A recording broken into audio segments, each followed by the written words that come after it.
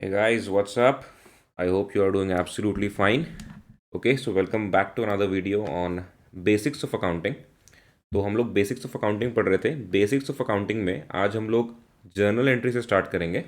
ठीक है, तो let me just give you overview. उसके बाद हम लोग जर्नल पे प्रोसीड करेंगे. तो हमारा रोड मैप ये रहेगा. First we will understand the meaning of debit and credit. Okay, accounts में बहुत जन बोलते तो रहते हैं कि ये डेबिट कर दो, ये अकाउंट क्रेडिट कर दो, but what is actually the meaning of debit and credit. Secondly, rules क्या है डेबिट एंड क्रेडिट के. थर्डली, डबल एंट्री सिस्टम का क्या मीनिंग होता है. Okay, then will study about the origin of transactions. Transactions originate कैसे होते हैं. उसके बाद जर्नल पे मूव ऑन करेंगे, फिर कुछ प्रैक्टिस क्वेश्चंस करेंगे. ठीक है, तो इस चैप्टर में हम लोग का रोड मैप यही रहेगा. Okay, so let's start. तो फर्स्टली अगर मैं आपको बताऊं स्टार्ट करने से पहले कि अकाउंट क्या होता है, what is an account. Okay, so an account is basically a record of transactions. ठीक है, अकाउंटिंग पढ़ने से पहले आपको ये पता होना चाहिए कि एन अकाउंट ही क्या होता है. तो an account is basically a record of transactions under a particular head. एक पर्टिकुलर हेड में जो उस हेड से रिलेटेड ट्रांजैक्शंस रिकॉर्ड कर रहे हैं उसको बोलते हैं अकाउंट. ठीक है, एक अकाउंट जो है वो ऐसे टी शेप में जनरली रिप्रेजेंट होता है.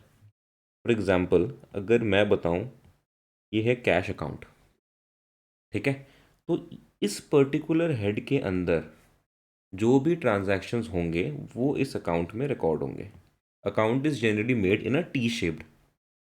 ठीक है, now an account is generally divided into two parts. ठीक है, one is debit, the second is credit. Okay, now आप मुझसे ये पूछ सकते हैं कि सर ये डेबिट और क्रेडिट का मीनिंग क्या होता है. ओके, हमें ये तो समझ में आ गया कि अकाउंट में दो साइड्स होते हैं, debit and credit, but what is actually the meaning of debit और क्रेडिट.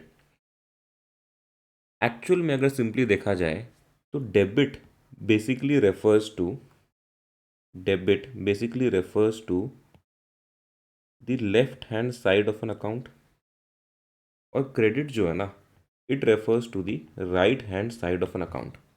कोई बहुत लंबा चौड़ा बहुत कॉम्प्लिकेटेड मीनिंग है ही नहीं इस चीज़ का. Debit basically means the left hand side of an account, और क्रेडिट मतलब right hand side of an account. ठीक है, तो अकाउंट जो है वो टू पार्ट्स में डिवाइड होता है, एक लेफ्ट हैंड साइड एक right hand side. Left hand side को क्या बोलते हैं, डेबिट. राइट हैंड साइड को क्या बोलेंगे, क्रेडिट. ठीक है, तो इस चीज़ को कॉम्प्लिकेट नहीं करना ज़्यादा. डेबिट मतलब लेफ्ट हैंड साइड, क्रेडिट मतलब राइट हैंड साइड. अकाउंट क्या होता है, account is basically a record of transactions under a particular head. जैसे कैश अकाउंट एक हेड है, उसके अंदर जो भी ट्रांजैक्शंस होंगे मैं वो कैश अकाउंट में रिकॉर्ड कर दूंगा. Okay, now classification of an account. अगर मैं क्लासिफिकेशन ऑफ एन अकाउंट के बारे में बात करूं, okay, classification of an account. तो अकाउंट्स को क्लासिफाई करने का ना दो तरीका होता है. एक होता है modern classification, the second is traditional classification. Okay, one is modern classification, the second is traditional classification. मतलब जो अकाउंट्स हैं, the different type of account, जैसे कैश अकाउंट हो गया, कोई बिल्डिंग अकाउंट हो गया, कोई लैंड अकाउंट हो गया, ओके, कोई डेटर अकाउंट हो गया, कोई क्रेडिटर अकाउंट हो गया. तो ये सब अकाउंट्स को आप क्लासिफाई कर सकते हैं मॉडर्न क्लासिफिकेशन से या ट्रेडिशनल क्लासिफिकेशन से. ओके, नाउ दोनों में से बेटर कौन है, मॉडर्न क्लासिफिकेशन बेटर है या ट्रेडिशनल क्लासिफिकेशन बेटर है. Speaking on the face of it, अगर ट्रेडिशनल क्लासिफिकेशन सच में ही इतना बेटर होता तो मॉडर्न क्लासिफिकेशन आता ही नहीं. ओके, सो मॉडर्न क्लासिफिकेशन जो है यही इंपॉर्टेंट है. आगे भी आप जो भी सम्स करेंगे वो मॉडर्न क्लासिफिकेशन के हिसाब से ही आपको करना है. Okay, traditional classification is basically important just for theory purpose. Theory purpose के लिए आपको पता होना चाहिए कि अकाउंट्स को क्लासिफाई करने का दो तरीका है, एक मॉडर्न और एक ट्रेडिशनल. ओके, ना मॉडर्न क्लासिफिकेशन में अकाउंट्स का classification is basically into five types. Okay, the first is asset account, the second is liability accounts, third is income accounts, fourth expense accounts, and the fifth is capital account. Okay तो कोई भी type का account होगा ना, वो इन 5 head में से किसी एक हेड में ही क्लासिफाई होगा. ओके, फॉर एग्जांपल अगर मैं बोल दूं आपको कि डेटर अकाउंट, ओके, तो डेटर इज बेसिकली वो लोग जिससे हमें फ्यूचर में पैसा मिलना है. ओके, सो वो लोग जिससे हमें फ्यूचर में पैसा मिलना है is basically an asset to the firm, तो वो एसेट अकाउंट्स में क्लासिफाई हो जाएंगे. For example cash account, okay, cash आपका एक एसेट है, तो वो एसेट अकाउंट में क्लासिफाई हो जाएगा. ओके, समझ रहे हो आप. फॉर एग्जांपल क्रेडिटर्स, तो क्रेडिटर्स क्या है, वो लोग जिसको हमें फ्यूचर में पैसे देने हैं. Okay, so it is a liability, तो वो लाइबिलिटी अकाउंट में क्लासिफाई हो जाएगा. ओके, तो कोई भी अकाउंट अगर होगा वो इन 5 हेड में से किसी एक हेड में ही क्लासिफाई होगा अंडर मॉडर्न क्लासिफिकेशन. अगर आप ट्रेडिशनल क्लासिफिकेशन की बात करें, if you talk about traditional classifications में 3 टाइप्स में क्लासिफाई होता है. The first is personal accounts, okay, the second real accounts, and the third is nominal accounts. समझ रहे हो आप. ओके, सो ट्रेडिशनल क्लासिफिकेशन में they are basically 3 types of classifications: personal account, real account and nominal account. For example अगर debtor account है, तो वो अगर मॉडर्न क्लासिफिकेशन से क्लासिफाई करें तो it will be classified under assets account.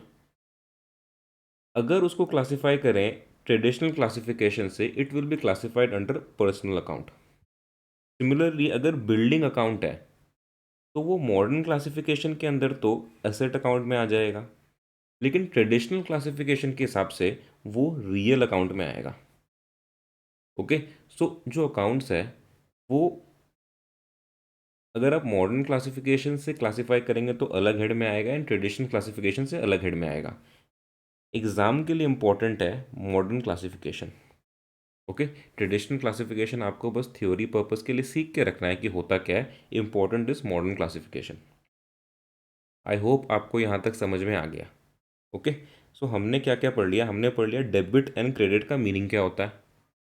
ठीक है, मैंने आपको मॉडर्न क्लासिफिकेशन ऑफ अकाउंट्स के बारे में बता दिया कि अंडर क्लासिफिकेशन ऑफ अकाउंट्स और मॉडर्न अप्रोच के अंदर accounts can be classified under 5 heads: assets, liability, income, expense and capital.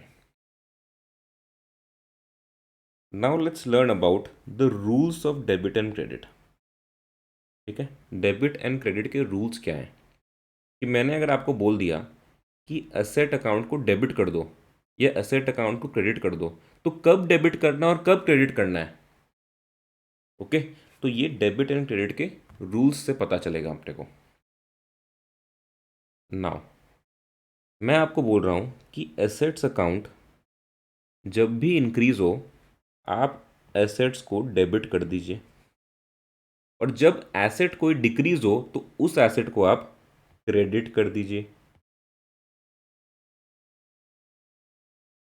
Okay, similarly अगर एक्सपेंसेस हैं, अगर कोई एक्सपेंसेस बिजनेस में इंक्रीज हो रहे हैं, तो उस एक्सपेंसेस को आप डेबिट कर दीजिए, और अगर एक्सपेंसेस डिक्रीज हो रहे हैं आप क्रेडिट कर दीजिए. ठीक है, अगर आपको समझ में नहीं भी आ रहा है तो आगे ये क्लियर होते रहेगा, don't worry.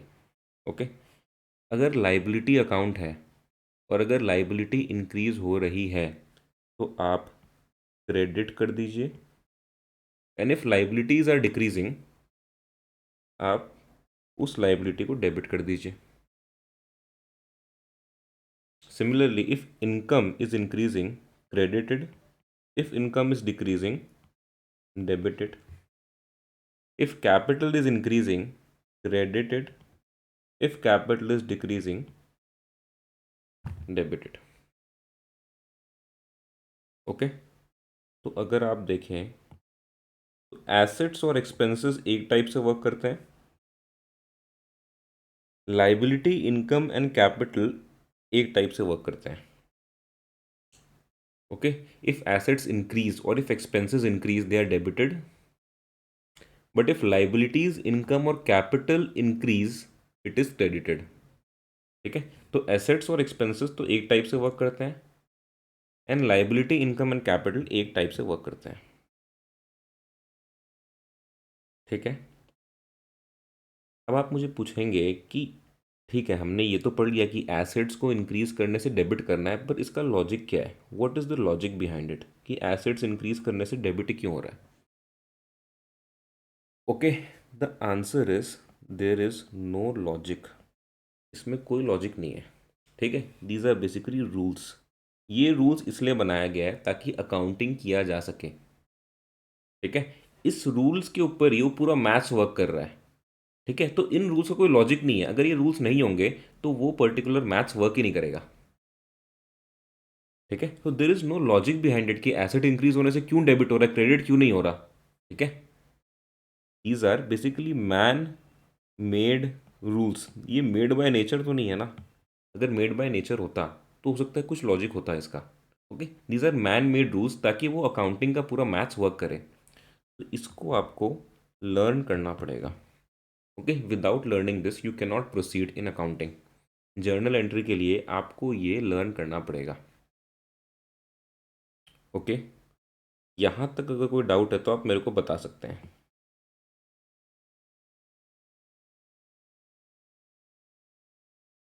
Okay, let's proceed. तो सेकंड क्वेश्चन लोगों का होता है कि sir, is debit good and credit bad for business. Business के लिए क्या अच्छा है, डेबिट होना या क्रेडिट होना। जैसे मैंने आपको बताया था कि एसेट्स जो है ना, एसेट्स वो जब इंक्रीज होते हैं तो डेबिट होते हैं, और ये बिजनेस के लिए एक फेवरेबल कंडीशन है। हाँ या ना। ओके, एसेट्स जब इंक्रीज हो रहे हैं तो एसेट्स डेबिट हो रहे हैं, और ये बिजनेस के लिए एक फेवरेबल कंडीशन है।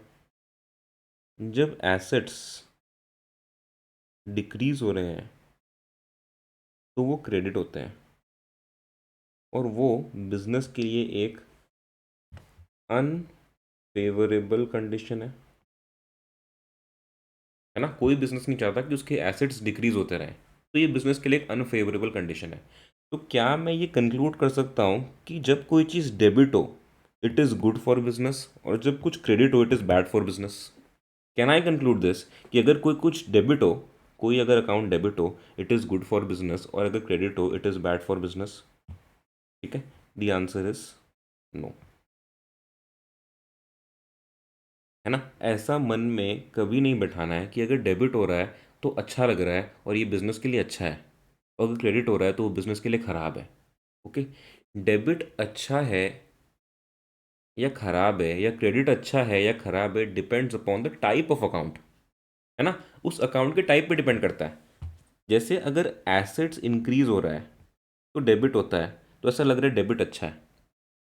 सिमिलरली इनकम अगर डिक्रीज हो रहा है तो इट इज़ क्रेडिटेड, सॉरी,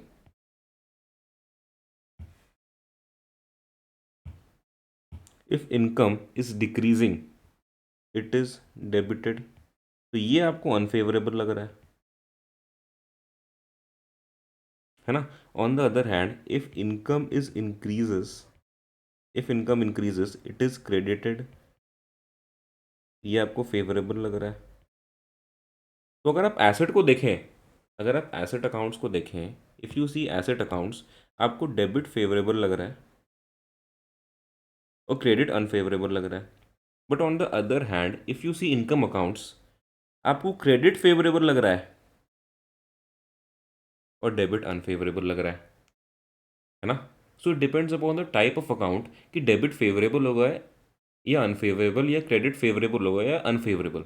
तो कभी भी अपना ये माइंडसेट डेवलप नहीं करना है कि डेबिट अच्छा है बिजनेस के लिए और क्रेडिट बिजनेस के लिए ख़राब है।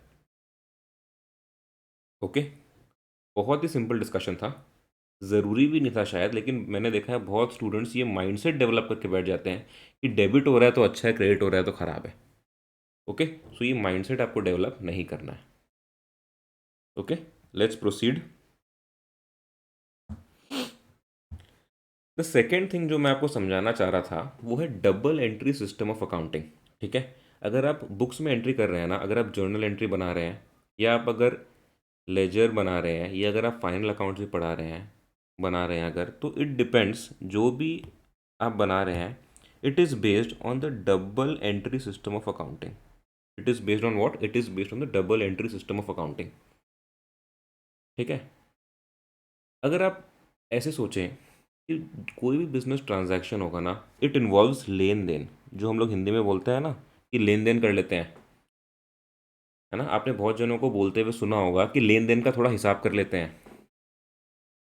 Okay, so every business transaction involves लेन देन। आपको कुछ लेना है, उसके लिए आपको कुछ देना है।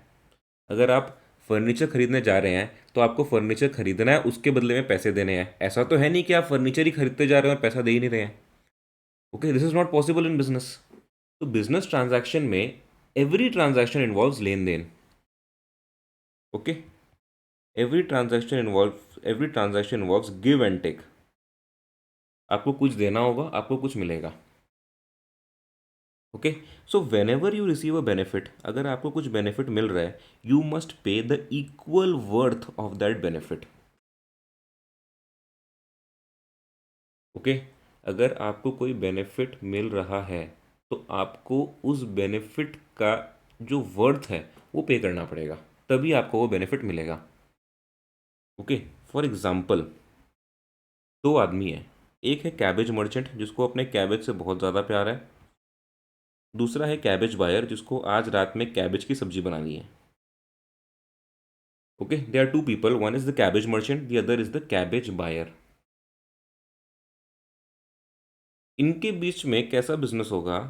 ये जो कैबेज मर्चेंट है, ये अपना कैबेज सेल करेगा कैबेज बायर को। समझ लो ₹100 का एक कैबेज था, और जो कैबेज बायर है ये उसका इक्वल वर्थ पे करेगा कैबेज मर्चेंट को। ओके, इसमें आप लेन देन या गिव एंड टेक समझ रहे हैं। ये जो कैबेज बायर है, इसने कैबेज खरीदा, जिस कैबेज का वैल्यू था ₹100, तो इसको उतना इक्वल वैल्यू कैबेज मर्चेंट को पे करना पड़ेगा। ठीक है, सो whenever you receive a benefit, जैसे इस बायर ने एक बेनिफिट रिसीव किया है जो कि बेनिफिट है कैबेज, तो whenever you receive a benefit you have to pay the equal worth of that benefit. इसने पे कर दिया क्या? ₹100, है ना, जो एक कैबेज का प्राइस था। तो जब इस कैबेज बायर को एक बेनिफिट मिला, इसको उस बेनिफिट का इक्वल वर्थ पे भी करना पड़ा। ओके, तो मैं ये बोल सकता हूँ, क्या मैं ये बोल सकता हूँ कि एवरी ट्रांजैक्शन इन्वॉल्विंग मनी और money's worth has a twofold aspect. Every transaction involving money और money's worth has a twofold aspect. क्या? एक तो द रिसीविंग एस्पेक्ट, दूसरा द गिविंग एस्पेक्ट, है ना। The receiving of value on one hand and the giving of the same value on the other. ठीक है, तो एवरी ट्रांजैक्शन इन्वॉल्विंग मनी और money's worth has a twofold aspect. Each transaction is seen as a flow of value from one account to the other. ठीक है, तो मैं ये बोल सकता हूँ कि every debit has an equal and offsetting credit. Every debit has an equal and offsetting credit. ठीक है, double entry system of accounting is based on this concept, is based on this concept. है ना। जब कोई debit होगा उसका एक credit होना ही पड़ेगा, because when you receive a benefit ना, you have to pay the value of that benefit. तो every transaction, every debit has an equal and offsetting credit. Double entry system of accounting जो है, जिसमें एक debit का एक credit होता ही है, it is based on this concept. I hope you understand. I hope आपको अब तक सब समझ में आ गया। ठीक है, बहुत स्लो चल रहे हैं वैसे हम लोग। मैंने आपको स्टार्ट करवाया था ये बता के कि अकाउंट क्या होता है। तो मैंने आपको बताया था कि मॉडर्न क्लासिफिकेशन के अंदर accounts can be classified under five heads, which are assets, liabilities, income, expense and capital। फिर मैंने आपको कुछ रूल्स बताए डेबिट एंड क्रेडिट के अंडर मॉडर्न अप्रोच। ओके, फिर मैंने आपको बताया कि क्या डेबिट अच्छा है या क्रेडिट अच्छा है। The answer is depends on the type of the account, कि डेबिट अच्छा होगा या क्रेडिट अच्छा होगा। ओके, फिर हम लोग आए कि double entry system of accounting होता क्या है, because the whole accounting concept is based on this concept of double entry system. ठीक है, डबल एंट्री सिस्टम में हमने ये सीखा कि whenever you receive a benefit, you have to pay the equal worth of that benefit. अगर cabbage merchant और cabbage buyer है, और अगर कैबेज मर्चेंट ने 100 रुपये का कैबेज बेचा, तो उसे 100 रुपये बदले में मिलेंगे। और अगर कैबेज बायर ने एक बेनिफिट रिसीव किया जो कि कैबेज है, तो उसको उस बेनिफिट का जो वर्थ है विच इज़ 100 रुपीज़, तो cabbage buyer has to pay this 100 rupees to the cabbage merchant. ठीक है, मतलब मैं ये बोलना चाह रहा हूँ कि every debit has an equal and offsetting credit. ठीक है, तो this is basically the double entry system of accounting. Double entry system of accounting में यही बोलते हैं कि अगर कोई भी डेबिट होगा उसका इक्वल एंड ऑफसेटिंग क्रेडिट होगा ही होगा। ओके, नाउ कोई भी अगर ट्रांजैक्शन होता है ना, कोई भी अगर ट्रांजैक्शन होता है, उस ट्रांजैक्शन का एक एविडेंस होता है। एविडेंस मतलब, एविडेंस मतलब सबूत। ओके, उस ट्रांजैक्शन का एक एविडेंस होता है जिसको हम लोग बोलते हैं सोर्स डॉक्यूमेंट। तो सोर्स डॉक्यूमेंट क्या है? Source document is the evidence that the transaction has taken place. Example of a source document can be a bill, comma invoice, comma cash memo। ठीक है, तो ये जो सोर्स डॉक्यूमेंट है, ये जो बिल है, ये जो इनवॉइस है, it is the evidence that the transaction has taken place. Okay, अगर आप एक फ़ोन खरीदने जाते हैं एक स्टोर में, और अगर आपने फ़ोन खरीद लिया लेकिन घर गए और फ़ोन अंदर से टूटा हुआ निकला, और अगर आप नेक्स्ट डे दुकान में जाके बोलते हैं कि सर ये फ़ोन तो टूटा हुआ है, तो आप एक काम करिए मुझे दूसरा रिप्लेस करके दीजिए, और दुकान वाला आपको ये बोल देता है कि अरे भैया ये फ़ोन तो आपने हमसे लिया ही नहीं था।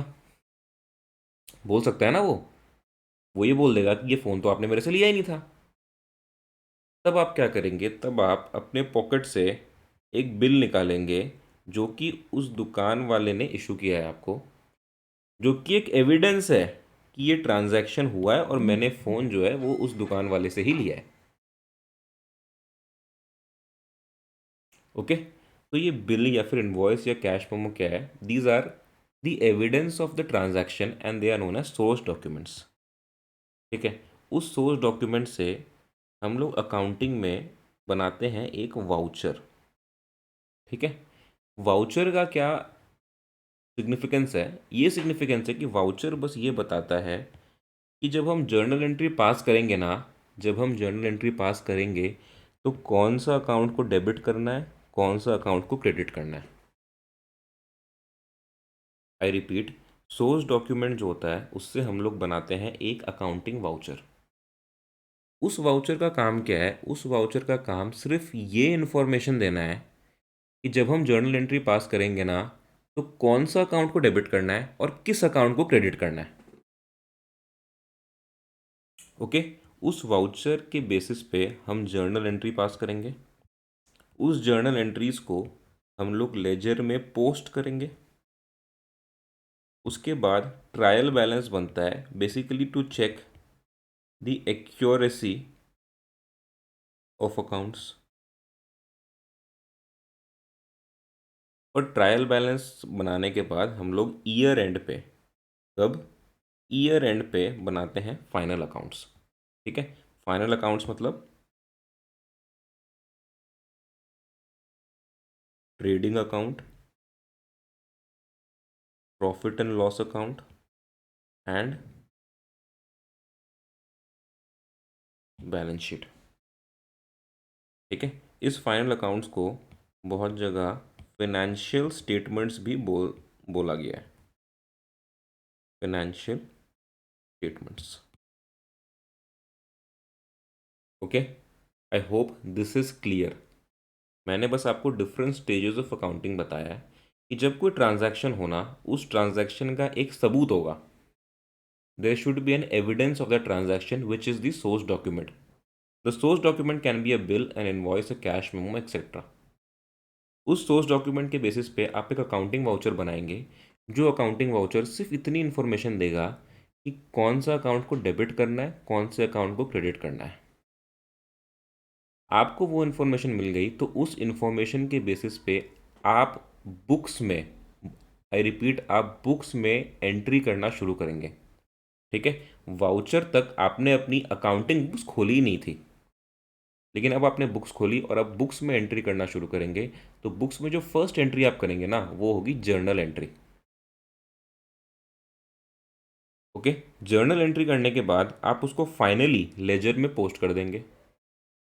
लेजर में पोस्ट करने के बाद अगर आपको अकाउंट्स की एक्यूरेसी को चेक करना है, कुछ एरर्स को डिटेक्ट करना है, तो आप ट्रायल बैलेंस बना सकते हैं। और फाइनली ईयर एंड पे आप क्या करेंगे, फाइनल अकाउंट्स बनाएंगे। The final accounts are basically of three types: trading account, P&L account and balance sheet. These final accounts are also known as financial statements. Okay, I hope अब तक आपको कोई doubt नहीं है। ठीक है, मैंने एकदम बेसिक्स से आपको पढ़ाया और धीरे धीरे चल रहे हैं हम लोग। अब तक मैंने जर्नल स्टार्ट भी नहीं करवाया है। ओके, आई होप अब तक आपको यहाँ तक कोई भी डाउट नहीं है। Okay, now let's begin journal. ठीक है, जर्नल स्टार्ट करते हैं अब। तो जर्नल क्या है? Journal is a book of primary या original entry. Journal is a book of primary या original entry, okay, in which transactions are first recorded. First transactions जो बुक्स में रिकॉर्ड होंगे वो जर्नल एंट्री के फॉर्म में ही रिकॉर्ड होंगे। Okay, so journal is a book of primary और original entry in which transactions are first recorded in a chronological order. Okay, they are recorded in a chronological order. कैसे? From the accounting vouchers. जो accounting vouchers थे उसके basis पे journal entry pass करेंगे। From the accounting vouchers that are prepared based on source documents which are cash memos, invoices, purchase bills, etc. Okay. So journal is a book of primary or original entry in which transactions are first recorded in a chronological order from the accounting vouchers that are prepared based on source documents. Okay, like cash memos, invoices, purchase bills. मतलब source document जो है उनके basis पे आप accounting vouchers बनाओ और accounting vouchers के basis पे आप जर्नल को रिकॉर्ड करो अपने बुक्स में क्रोनोलॉजिकल ऑर्डर में। ओके, क्रोनोलॉजिकल ऑर्डर मतलब आज जो ट्रांजैक्शंस हुआ है वो अभी रिकॉर्ड कीजिए और उसके बाद वो रिकॉर्ड करिए जो ट्रांजैक्शंस कल होगा। ओके, ऐसा नहीं है कि आपने अभी का ट्रांजैक्शंस रिकॉर्ड कर दिया और पहले का रिकॉर्ड ही नहीं किया, वैसे नहीं, क्रोनोलॉजिकल ऑर्डर में रिकॉर्ड करना है आपको। Now what are the terms used? The first is journal is a book of original entry. Okay, journal को बुक ऑफ ओरिजिनल एंट्री क्यों बोलते हैं? Because transactions are first recorded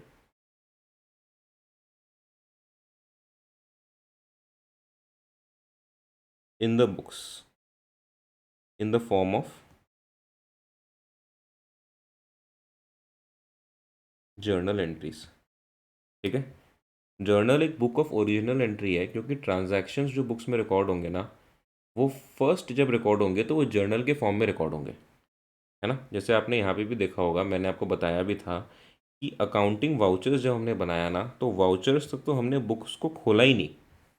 vouchers के basis पे हमने जो एंट्रीज रिकॉर्ड की, journal entries, वो हमने फर्स्ट टाइम बुक्स में रिकॉर्ड की। Okay, so first time books में जो एंट्रीज रिकॉर्ड हुई वो जर्नल के फॉर्म में ही रिकॉर्ड हुई। ठीक है, सेकेंडली, जर्नल एंट्री मतलब क्या होता है? What is an entry? It is basically a record in the journal. जब आप जर्नल में कुछ रिकॉर्ड करेंगे ना, तो आप बोलेंगे कि मैंने जर्नल एंट्री की। Whenever you record a transaction in the form of journal, it is said to be a journal entry.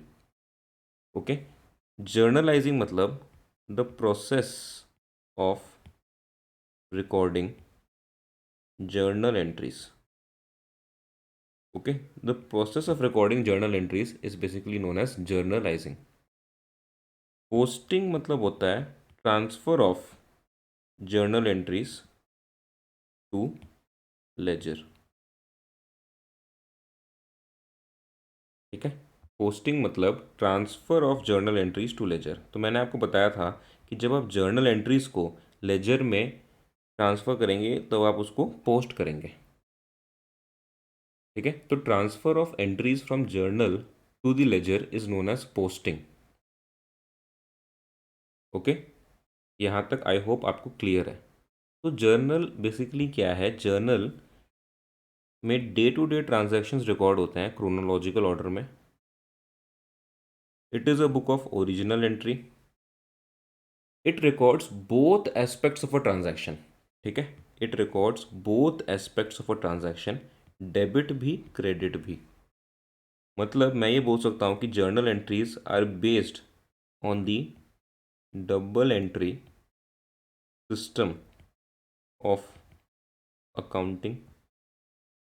Yes और नो, है ना। तो journal entries are based on the double entry system of accounting, and journal entries record both aspects of a transaction, debit and credit. After the journal entry, a narration is given in which description of the journal entry is written. Okay, तो मैंने अभी आपको just एक bird eye view दिया है journal entry का। जैसे जैसे हम जर्नल एंट्रीज बनाना शुरू करेंगे तो ये सब पॉइंट्स और ज़्यादा क्लियर होते जाएंगे।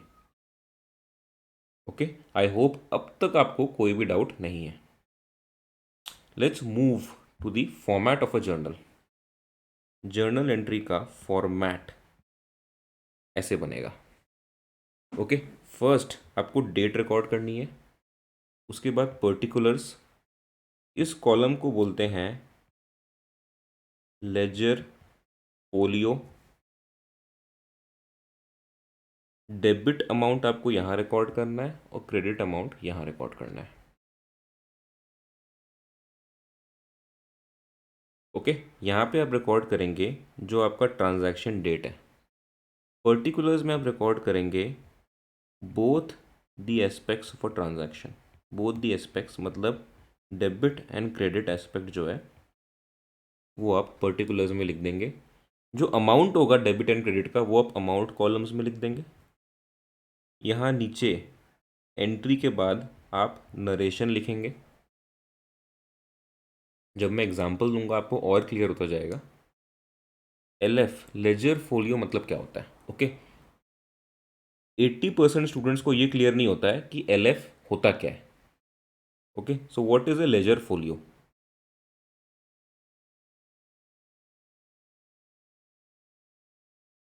लेजर फोलियो मतलब सपोजिटली आपने एक एंट्री यहाँ पे जर्नल एंट्री रिकॉर्ड की और आपने लेजर फोलियो नंबर दे दिया 23। इसका मीनिंग ये हुआ कि जो लेजर बुक है ना, जो लेजर बुक है जिसमें आपने सारी जर्नल एंट्रीज पोस्ट की है, या आप बाद में करेंगे। ओके, आप जो लेजर बुक में जर्नल एंट्रीज आपने पोस्ट की है, उस लेजर बुक में अगर आपको ये वाली एंट्री ढूंढनी है तो आप पेज 23 में ढूंढ सकते हैं। ठीक है, तो सिंपली ये एक रेफरेंस क्रिएट करना है कि मुझे पूरा लेजर बुक नहीं ढूंढना पड़ेगा। मैं अगर लेजर बुक के पेज नंबर 23 में जाऊँ ना तो मेरे को ये एंट्री मिल जाएगी। ओके, लेजर फोलियो कॉलम का बस इतना ही सिग्निफिकेंस है कि ये एंट्री लेजर बुक में कहाँ पोस्ट हुई है उसका रेफरेंस मैं यहाँ लिख दूँ।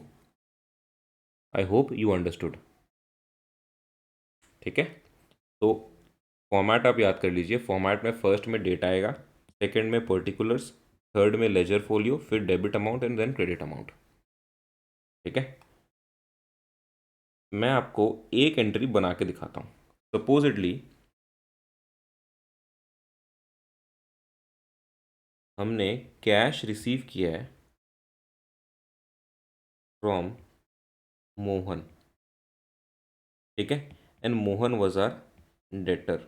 आई होप आपको इस पॉइंट तक ये तो आइडिया है कि डेटर मतलब क्या होता है। ओके, डेटर मतलब वो आदमी जिससे हमें पैसे मिलने हैं। तो मैं ये बोल रहा हूँ कि जिससे हमें पैसे मिलने थे ना, उसने हमें पैसे दे दिए। तो cash received from Mohan. Okay, कितना, समझ लीजिए 10,000 रुपीज़। डेट, समझ लीजिए ये ट्रांजैक्शन हुआ है 1 जनवरी को। The transaction has taken place on 1 जनवरी। 1 जनवरी को मोहन ने हमें 10,000 रुपये कैश दे दिए जो हमें उससे मिलने थे, क्योंकि वो हमारा डेटर है। तो एंट्री इसकी बनेगी कैश अकाउंट डेबिट। अब हम मोहन अकाउंट लिख के यहाँ पे क्रेडिट नहीं लिखते। Okay, we write it as to Mohan account. ठीक है, जो भी डेबिट अकाउंट है, जो भी अकाउंट डेबिट हो रहा है, उसके हम लोग बगल में लिख देंगे डेबिट। और जो अकाउंट क्रेडिट होने वाला है ना, उसको स्टार्ट करेंगे टू से। ओके, 10,000, 10,000। नरेशन में आप लिख देंगे कैश रिसीव्ड फ्रॉम मोहन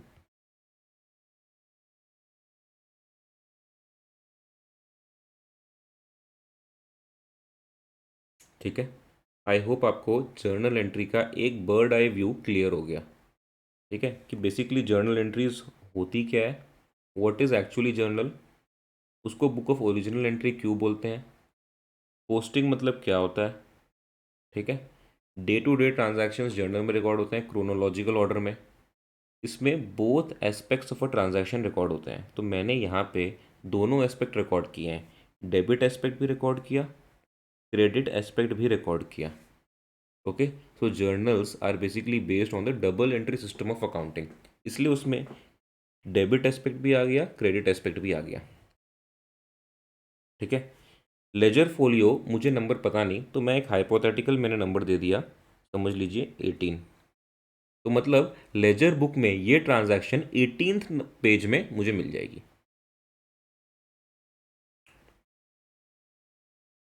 ठीक है, आई होप यहाँ तक आपको थोड़ा बहुत आइडिया लग गया है जर्नल का। ठीक है, now let's move to an example. Example number 1, Datta started business and introduced a capital of 1 lakh rupees. एक आदमी है जिसका नाम है दत्ता, उसने बिजनेस स्टार्ट किया and he introduced a capital of 1 lakh rupees. ठीक है, अब जर्नल एंट्री बनाने के लिए फर्स्ट थिंग आपको जो याद रखनी है वो ये है कि transactions are always recorded from the point of view of business. ठीक है, अगर आप कोई भी ट्रांजैक्शन रिकॉर्ड कर रहे हैं, it will be recorded from the point of view of business. कभी भी प्रोप्राइटर के या ओनर के पॉइंट ऑफ व्यू से रिकॉर्ड मत करिए, it will be recorded from the point of view of business. Now question क्या है? Datta the question is Datta started business and introduced a capital of 1 lakh rupees. Datta ने बिजनेस स्टार्ट किया and इसने capital introduce किया कितना? 1 लाख रुपीज का। नाउ बिजनेस के लिए क्या हो रहा है? दत्ता कैश लेके आया 1 लाख रुपीज का, तो बिजनेस के लिए कैश इंक्रीज हो रहा है, येस और no? Datta bought in a cash of rupees 1 lakh rupees and introduced as capital in business. Business का कैपिटल बढ़ाया, उसके लिए 1 लाख रुपए कैश लेके आया, तो बिजनेस में कैश इंक्रीज हो रहा है। कैश क्या है? Cash is an asset. तो जब एसेट इंक्रीज होता है इट इज डेबिटेड, येस और नो? अगर आपको याद है, मैंने आपको पढ़ाया था कि जब एसेट्स इंक्रीज हो रहा है इट विल बी डेबिटेड, जब एसेट्स डिक्रीज हो रहे हैं it will be credited, and the same is for expenses. तो Datta started business and bought in a cash of rupees 1 lakh. Cash एक एसेट है, एसेट इंक्रीज हो रहा है तो वो डेबिट होगा। मतलब मैं ये बोल सकता हूँ कि cash account will be debited. Secondly, capital introduce किया है उसने 1 लाख रुपीज़ का, तो कैपिटल भी तो बिजनेस का इंक्रीज हो रहा है ना। बिजनेस का कैपिटल इंक्रीज हो रहा है। Datta introduced a capital of 1 lakh rupees in the form of cash in business, तो बिजनेस के लिए तो कैपिटल भी बढ़ रहा है और कैश भी बढ़ रहा है। कैपिटल जब इंक्रीज होता है तो इट इज क्रेडिटेड, है ना। Assets and expenses behave in the same way, और liabilities, capital and income, it behaves in the same way. तो कैपिटल जब इंक्रीज हो रहा है इट इज क्रेडिटेड। तो क्या मैं ये बोल सकता हूँ कि कैपिटल अकाउंट जो होगा it will be credited, yes और नो? तो क्या जर्नल एंट्री बन जाएगी cash account debit to capital account, है ना। तो let's write it here. Date पता नहीं मुझे, कुछ भी डेट हो सकती है। Cash account debited to capital account, how much? 1 lakh rupees each. Narration में आप क्या लिखेंगे? नरेशन में you can write being capital introduced, that's it. Okay, I hope आपको समझ में आ रहा है कि जर्नल एंट्रीज बनानी कैसे है। Let's take another example. Purchased furniture for office from Raj furniture. Raj furniture से फर्नीचर परचेज किया है 10,000 रुपये का कैश पे करके। तो बेसिकली मैंने क्या किया है, फर्नीचर परचेज किया है और कैश दिया है। फर्स्ट थिंग आपको जो रिकॉर्ड याद रखनी है वो है कि जो ट्रांजैक्शन होगा it will be recorded from the point of view of business. अगर आप बिजनेस के पॉइंट ऑफ व्यू से देखें तो जब मैंने फर्नीचर परचेज किया तो फर्नीचर तो आया, लेकिन कैश पे करके परचेज किया तो कैश तो गया। तो मैं ये बोल सकता हूँ फर्नीचर जो है it is an asset account, yes और नो? वो इंक्रीज हो रहा है, तो जब एसेट अकाउंट इंक्रीज होता है इट इज़ डेबिटेड। तो क्या होगा? Furniture account will be debited. Okay, on the other hand cash क्या है? Cash is also an asset account and cash has decreased, क्योंकि फर्नीचर के लिए 10,000 रुपये पे किया ना, तो अपने जेब से पे किया तो कैश तो गया। And when asset decreases it is credited, मतलब कैश अकाउंट क्रेडिट होगा। तो मुझे एंट्री मिल गई, furniture account debited to cash account. Yes और नो? ओके, तो मैं यहाँ लिख दूँ, डेट मुझे इसमें भी पता नहीं, furniture account debited to cash account. यहाँ मैं लिख दूंगा बीइंग फर्नीचर